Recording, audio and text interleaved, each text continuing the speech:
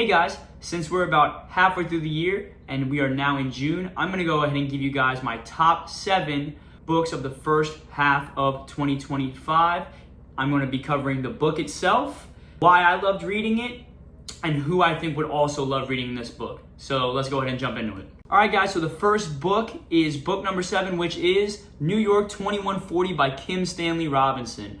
I finished this last month, which would be May. This is a thick book. It's around 700 pages. It's one of the longer books I've read. It was pretty funny. After I got done with this one, I said, from here on out, I'm going to take it easy on the larger books, and I'm going to really be, back to that sweet spot of like 300 to 400 pages. New York 2140 is really cool because it takes place in New York City, obviously in the year 2140, after a crisis to which the sea levels have continuously risen, and there are quite a few things that come along with that. That, of course, being that like the main modes of transportation pertain to boats, planes, zeppelins, and really anything else that you can think of that isn't a car, which is really cool.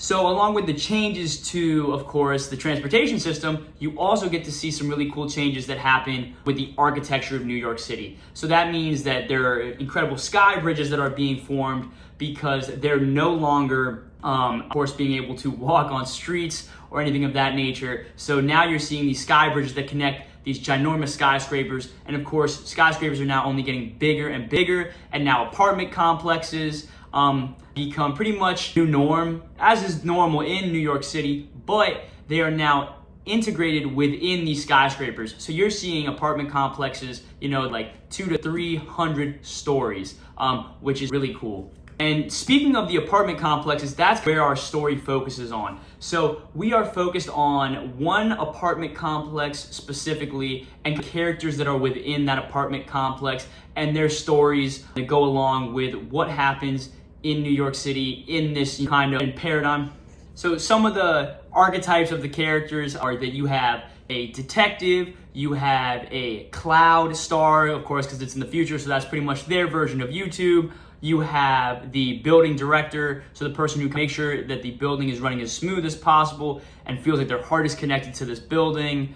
You also have this investment and day trader and how his perspective is and what he does throughout the book is incredibly interesting, as well as you have 2 of my favorite characters who are quants, which I didn't know what quants were until reading this book, and pretty much they're the very analytic and very math-oriented side of day trading, at least to my understanding that what it was. You get to see everything that happens throughout the city and throughout the story. You get to see throughout different perspectives through these characters' viewpoints. And that, I think, is one of the great parts of this book, and where it really shines is showing the different viewpoints of all of the characters and how maybe one individual action is viewed differently by all of the characters. That's where I think this book really shines. I think the person who would love to read this book, I recommend, is to somebody who enjoys the different viewpoints. So there are around 6 to 7 in this book, so it can be a bit much jumping from POV, but if you like that type of stuff, I definitely think you will like this type of book.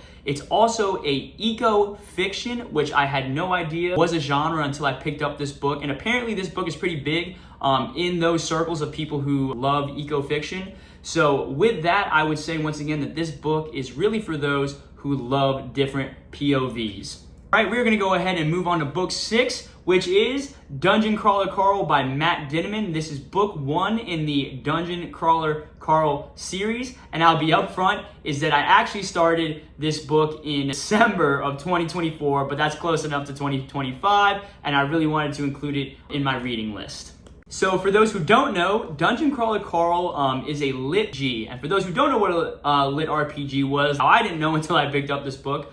It is a literary role-playing game. So what that means is that it takes aspects from RPGs such as skill points, leveling, the different things you find throughout those types of video games, and applies them in a book format, which is really cool. I know there are other lit RPGs, but this is one that everybody's reading right now and is really getting people into it, which is great. So there are many other things that come along with this book.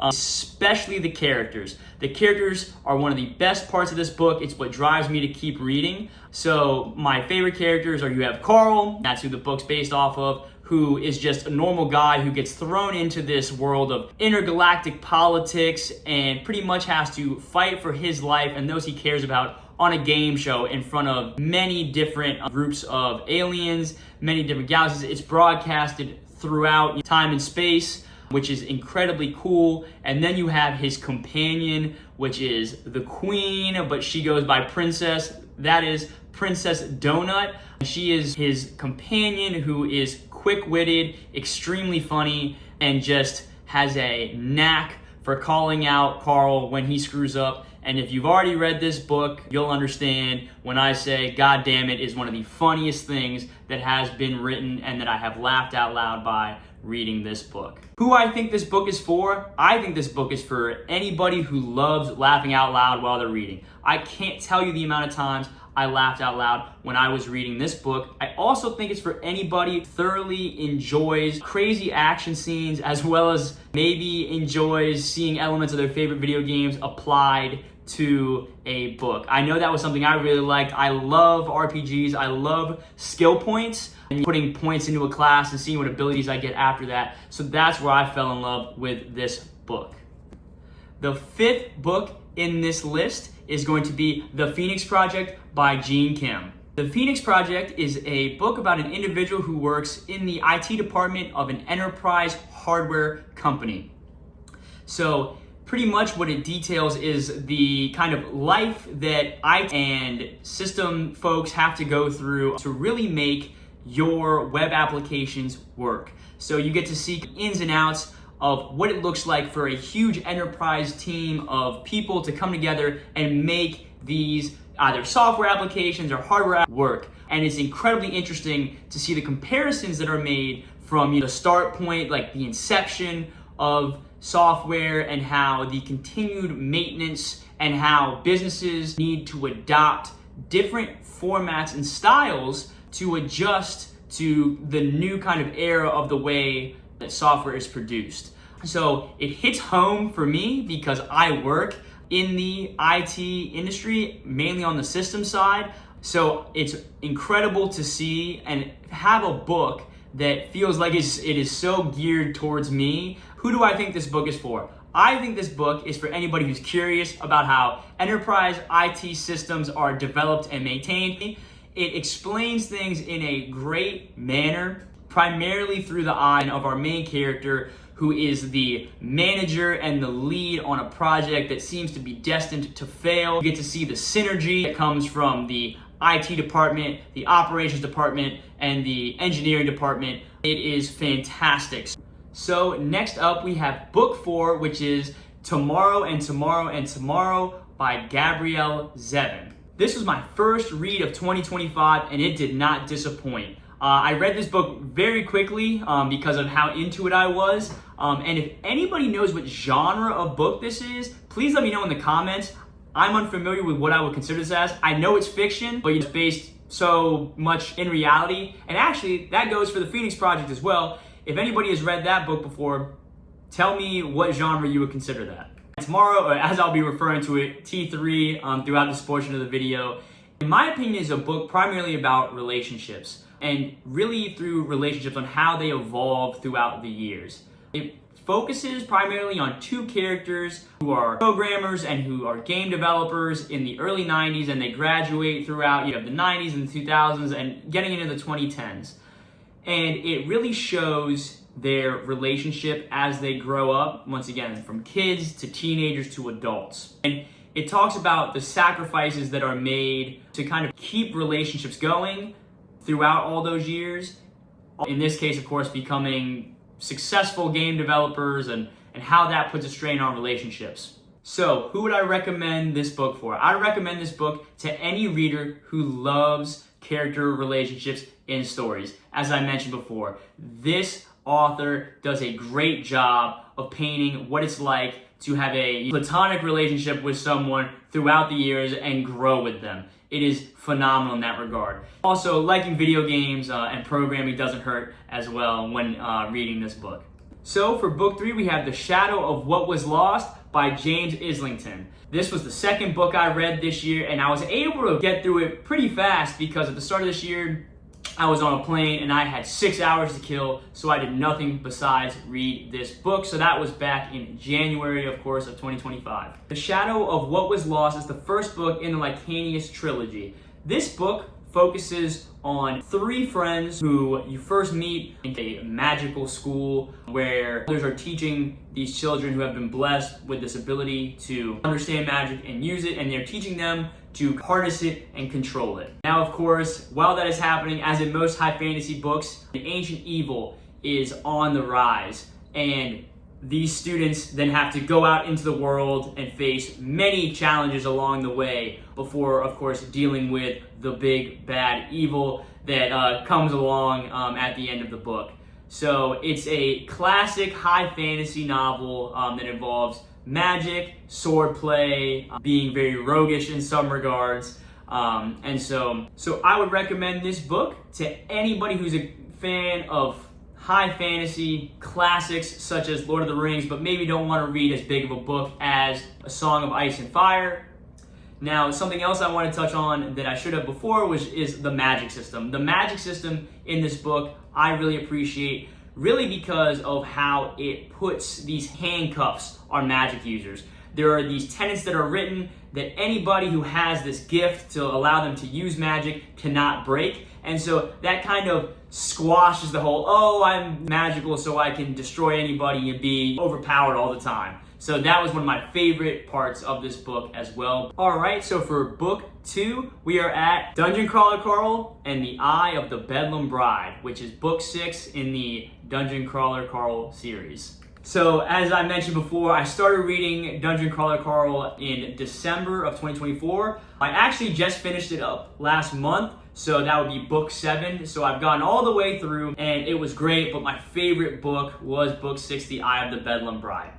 The Eye of the Bedlam Bride introduces one of my favorite systems to Dungeon Crawler Carl, and without any spoilers, it's a really cool magic card game system, which I find incredibly interesting. So pretty much all I have to say about this is, once again, I don't want to give any spoilers away, is that it is 6 times the action, 6 times the adventure, 6 times the hilarity that you will find in book 1. There's far more donut moments, there's far more action from Carl, and there's far more witty banter, which is why, once again, it's on my number 2 spot for the books I've read so far this year. So my number 1 book so far in the year 2025 is Neuromancer by William Gibson.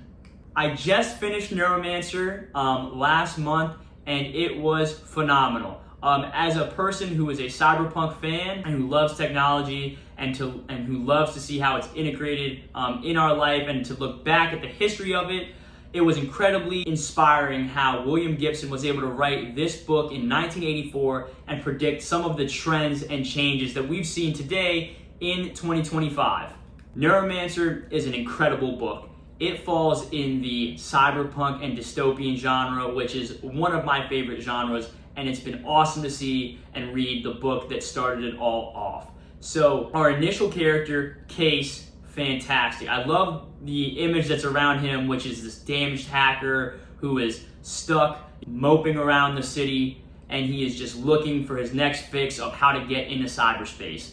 This book has it all. Kingpins, hacking, insane AI, so much more. If you're a fan of Cyberpunk 2077, you will love this book, and you will see the things that it has taken from this book, down to chroming people out, inputting cybernetics into different people and having that be normal, the space travel, the cities that are littered throughout the story. It is just one of the coolest books. I love, once again, seeing that this is what started the cyberpunk genre.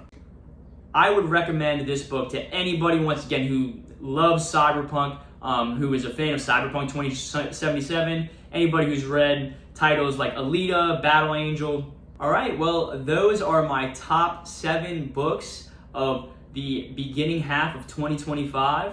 I will be doing another list as we approach the end of 2025.